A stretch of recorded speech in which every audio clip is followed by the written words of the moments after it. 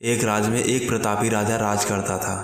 एक दिन उसके दरबार में एक विदेशी आगंतुक आया और उसने राजा को एक सुंदर पत्थर उपहार स्वरूप प्रदान किया। राजा वह पत्थर देखकर बहुत प्रसन्न हुआ। उसने उस पत्थर को भगवान विष्णु की प्रतिमा का निर्माण कर उसे राज्य के मंदिर में स्थापित करने का निर्णय लिया और प्रतिमा निर्माण का कार्य राज्य के महामंत्री को सौंप दिया। महामंत्री गांव के सर्वश्रेष्ठ मूर्तिकार के पास गया और उसे वह पत्थर देते हुए बोला, महाराज मंदिर में भगवान विष्णु की प्रतिमा स्थापित करना चाहते हैं। 7 दिवस के भीतर इस पत्थर से भगवान विष्णु की प्रतिमा तैयार कर राजमहल पहुंचा देना। इसके लिए तुम्हें 50 स्वर्ण मुद्राएं दी जाएंगी।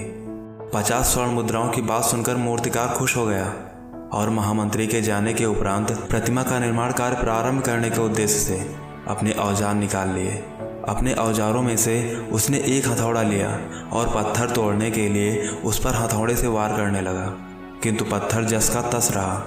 मूर्तिकार ने हथौड़े के कई बार पत्थर पर किए, किंतु पत्थर नहीं टूटा।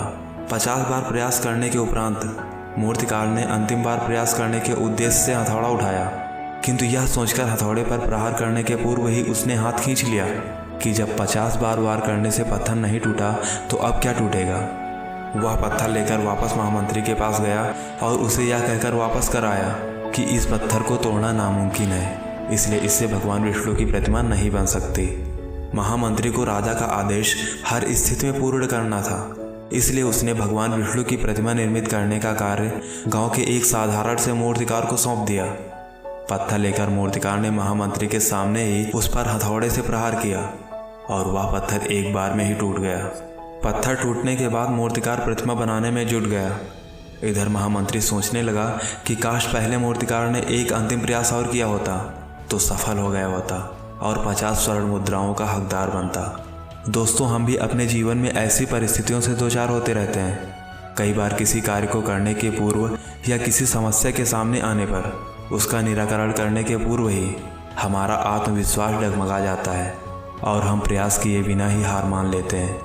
कई बार हमें 1-2 प्रयास में असफलता मिलने पर आगे प्रयास करना छोड़ देते हैं, जबकि हो सकता है कि कुछ प्रयास और करने पर कार्य पूर्ण हो जाता या समस्या का समाधान हो जाता। यदि जीवन में सफलता प्राप्त करनी है तो बार बार असफल होने पर भी तब तक प्रयास करना नहीं छोड़ना चाहिए जब तक सफलता नहीं मिल जाती।